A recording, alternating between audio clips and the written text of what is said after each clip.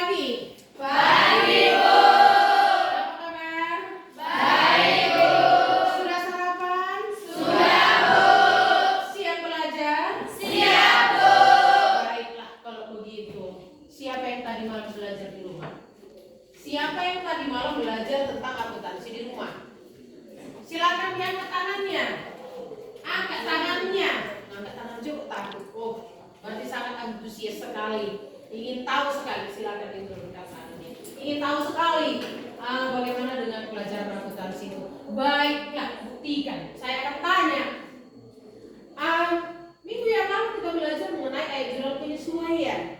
Kira-kira siapa yang ingat? Apa pengertian ayat jurnal penyesuaian? Minggu yang lalu kita bahas itu kan ayat jurnal penyesuaian. Apa itu ayat jurnal penyesuaian? Supaya kita tahu mengetahui saldo akhir. Supaya kita dapat mengetahui saldo akhir. Benar kira-kira? Tidak ada yang menjawab. Ada lagi yang mau mengutarakan jawabannya? Silakan.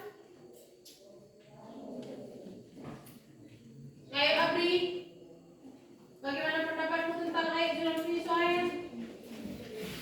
Suatu kegiatan yang mencatat transaksi keuangan dengan lain balik. Ayo. Menunggu jawaban Abri. Apa kira-kira? Jurnal penyesuaian adalah, ayo, ayo, apa itu jurnal penyesuaian? Suatu jurnal, Desi,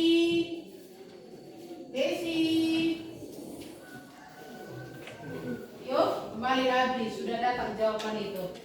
Suatu kegiatan transaksi yang berisikan yang bertujuan untuk mendapatkan hasil akhir dari neraca saldo yang dikerjakan. Ingin mengetahui hasil akhir dari neraca saldo yang dikerjakan. Belum lagi. Saya tunggu sampai ada jawaban yang benar. Desi. Ayo Desi.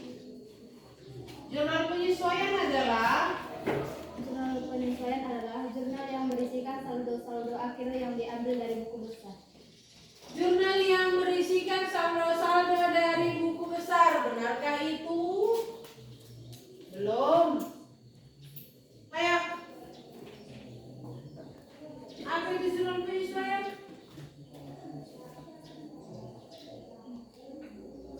Apa tujuan dibuatnya jurnal penyesuaian? Untuk menyesuaikan saldo. Untuk menyesuaikan saldonya. Apa?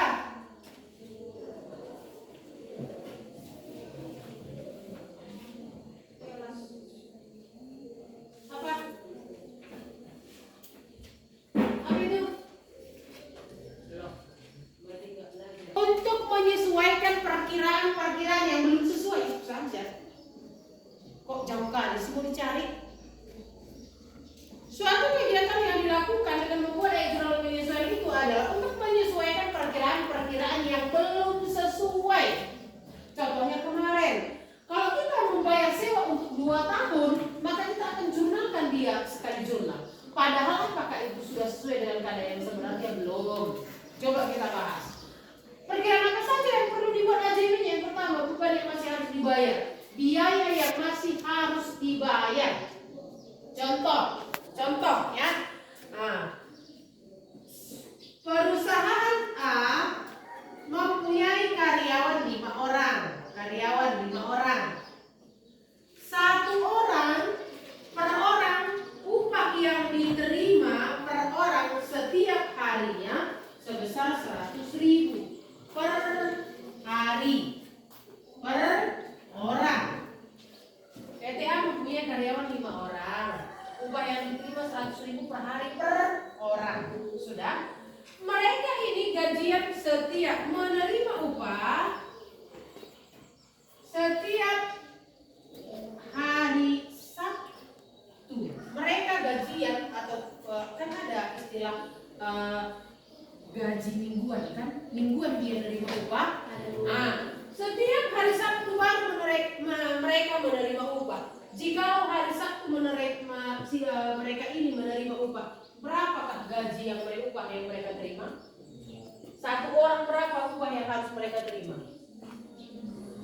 Berapa? 600. Berarti berapa setiap hari Sabtu dikeluarkan oleh perusahaan untuk membayar karyawannya? Berapa?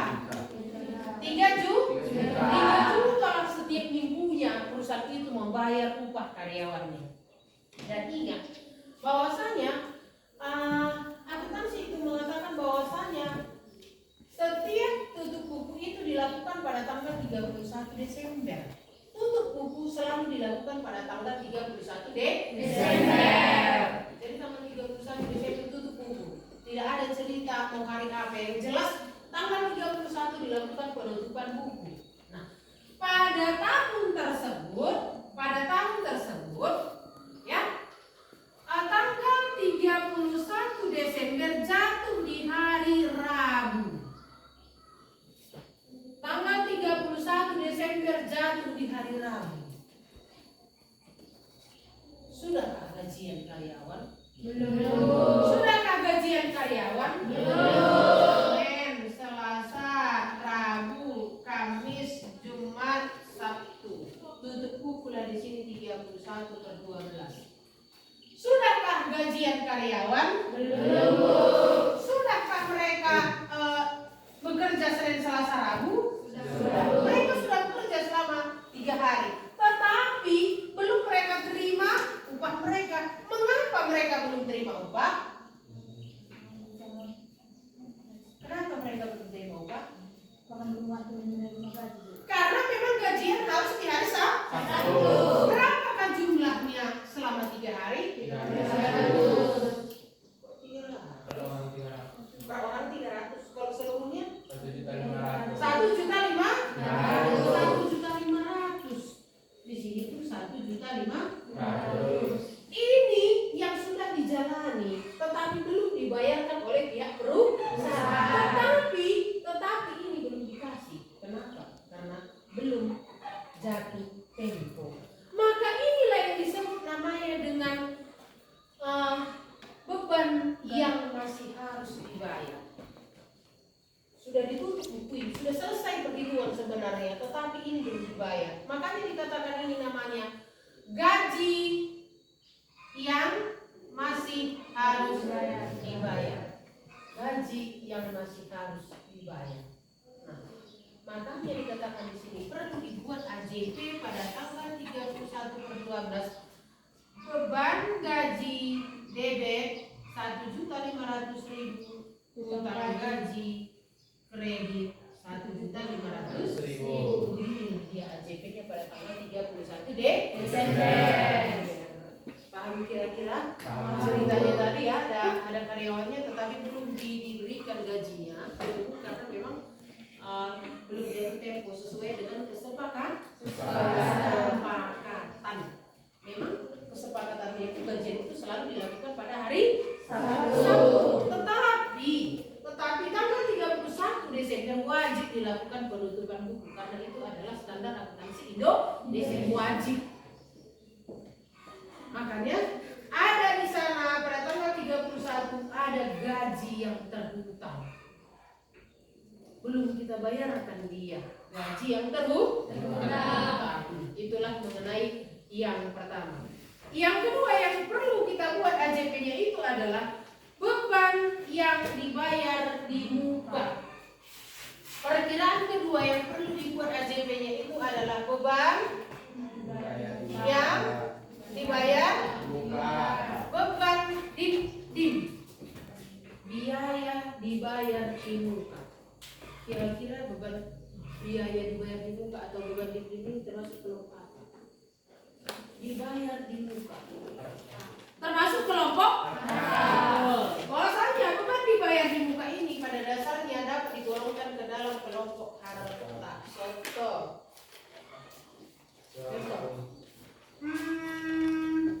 1/10 2021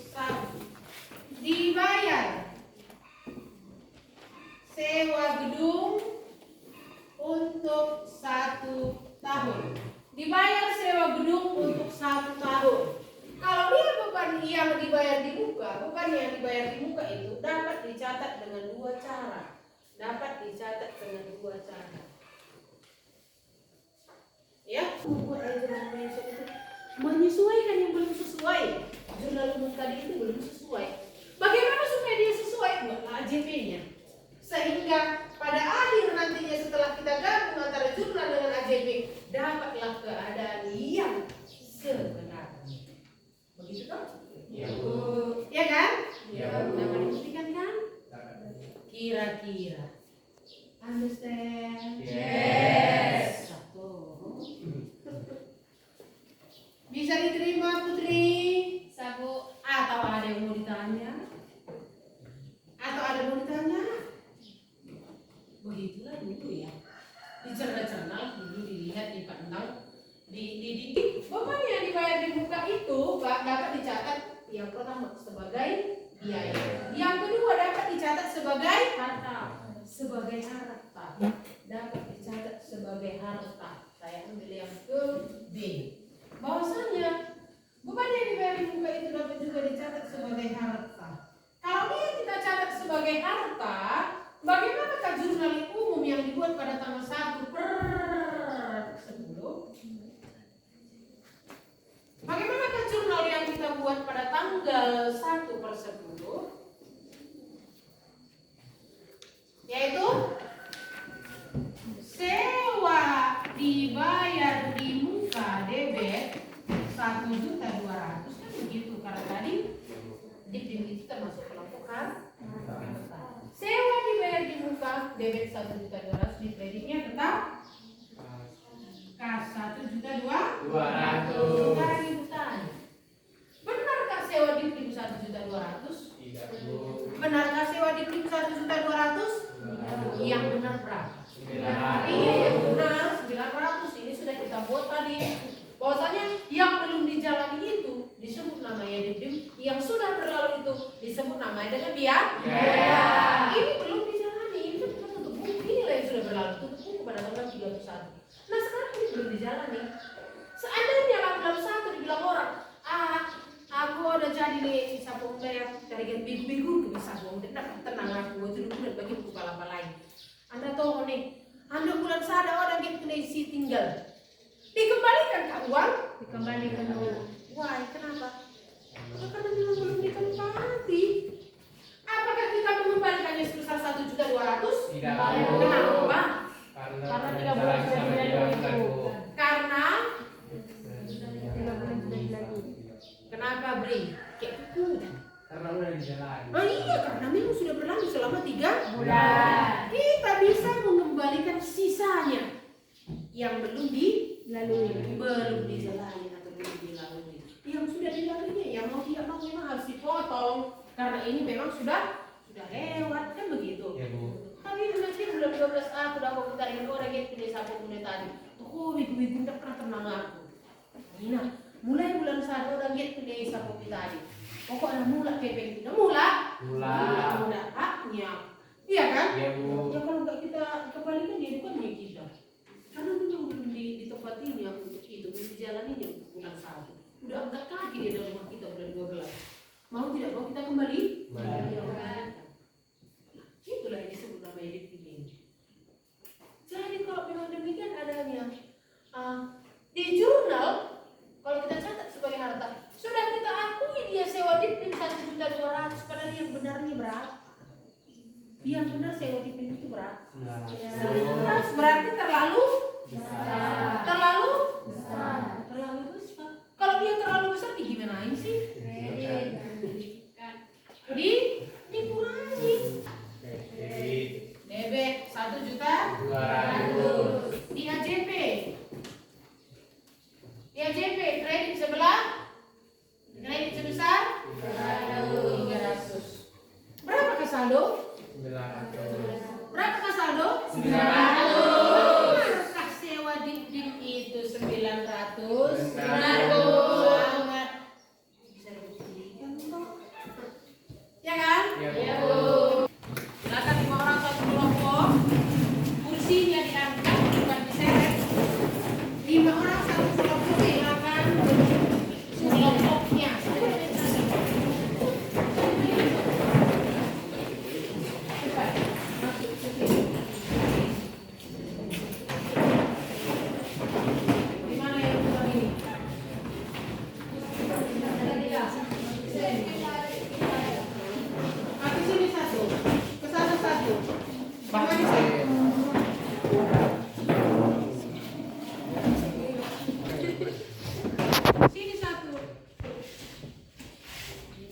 Oke, ibu kasih soal untuk membuka wawasan Anda.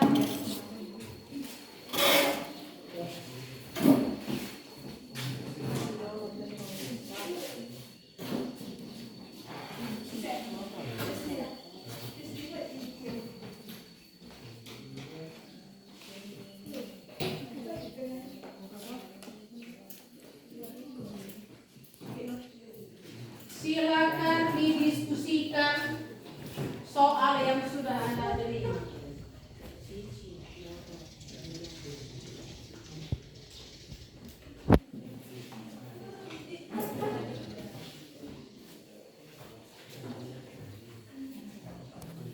Ayo, silakan didiskusikan. Semuanya serius mendiskusikan soal yang sudah dibagikan.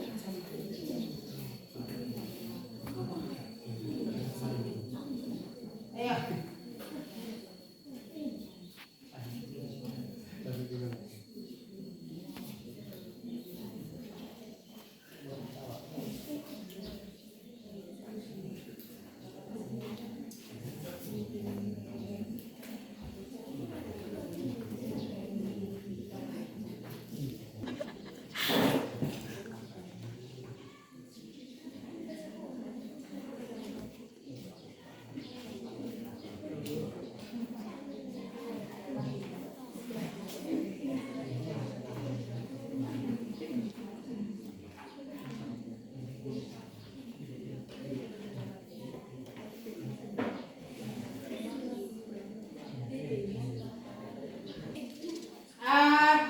Sudah selesai? Sudah, Bu. Sudah? Sudah, Bu. Ada kira-kira kesulitan? Tidak, Bu. Oke. Ayo salah satu dari kelompok kecil sana ya. Ayo. Kelompok 1. Silakan.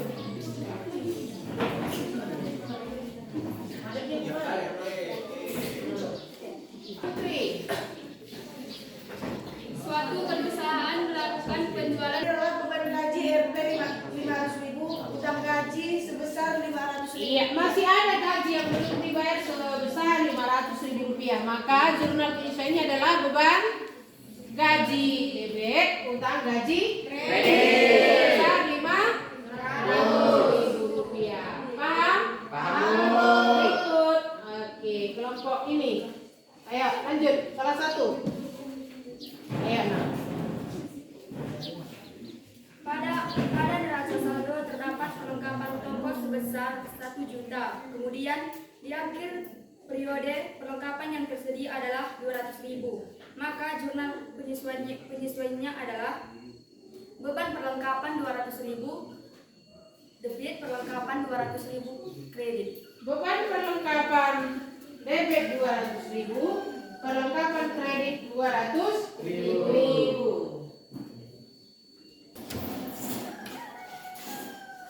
Suatu perusahaan melakukan penjualan secara kredit kepada pelanggan sebesar 800.000. Maka jurnal penyesuaiannya adalah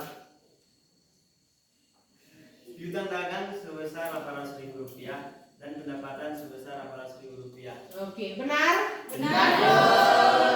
Terakhir, kelompok ABRI.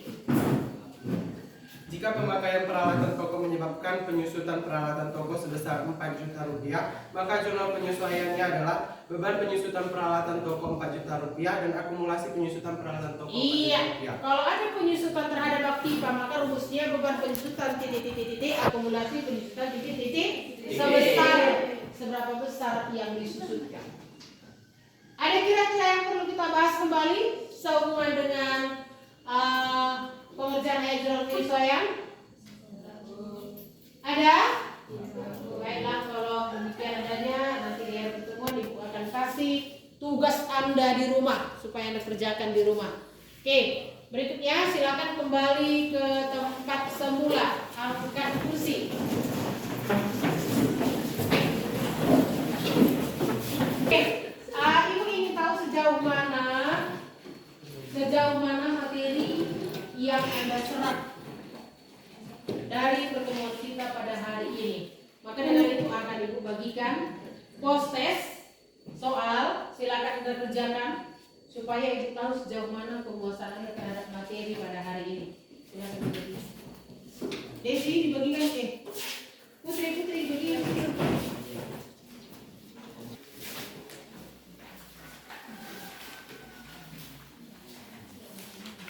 Dah, silakan dikerjakan tanpa harus bertanya sama teman. Kerjakan sendiri. Ya. Ya Bu.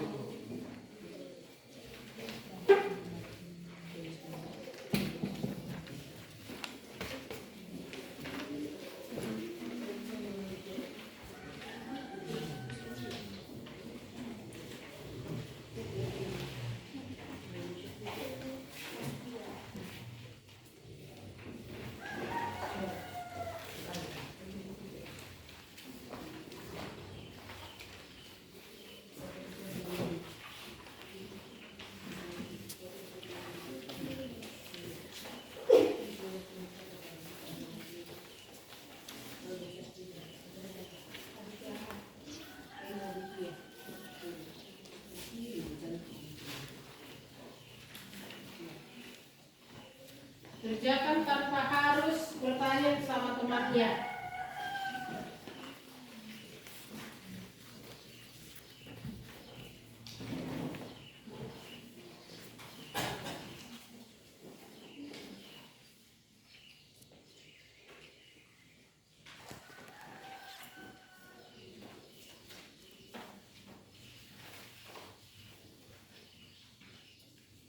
Kalian jangan lupa menulis nama.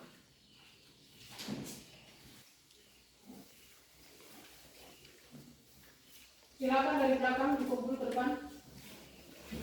Silakan satu orang dari belakang mengumpul ke depan.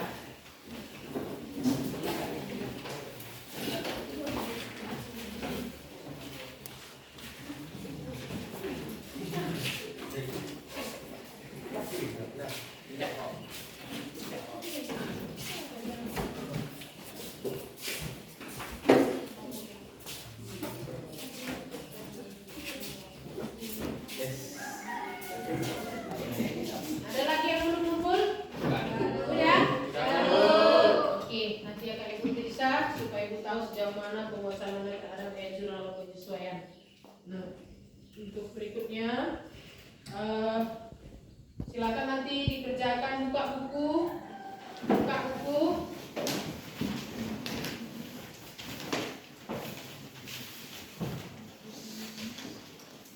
Kerjakan nanti soal halaman 127. Silakan nanti dikerjakan soal yang ada di buku kita halaman 127. Untuk pertemuan berikutnya akan kita bahas sama-sama. Oke? Demikian pertemuan kita pada pagi menjelang siang ini.